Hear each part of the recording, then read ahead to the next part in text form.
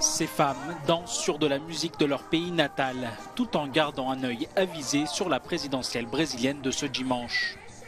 Elles se sont installées ici à Braga, au Portugal, à la recherche d'une meilleure vie.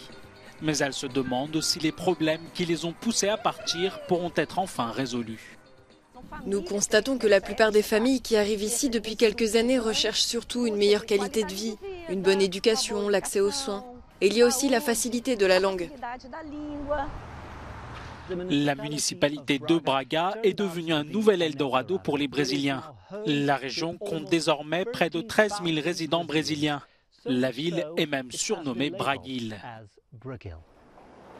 Parmi eux, nous retrouvons Maria. Elle est arrivée au Portugal il y a 6 ans. Elle suit également de très près l'élection présidentielle au Brésil.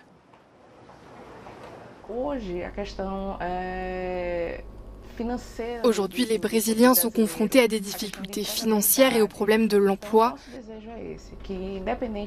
Mon souhait est que, quel que soit le vainqueur, qu'il travaille pour les Brésiliens, pour qu'ils n'aient plus envie de quitter le pays afin de trouver mieux ailleurs. Le nombre de Brésiliens qui ont quitté le pays, notamment pour se rendre au Portugal, a atteint un pic sous le gouvernement de Jair Bolsonaro. D'un côté, sous l'administration Bolsonaro, l'exode concerne surtout les personnes qui s'opposent à sa vision.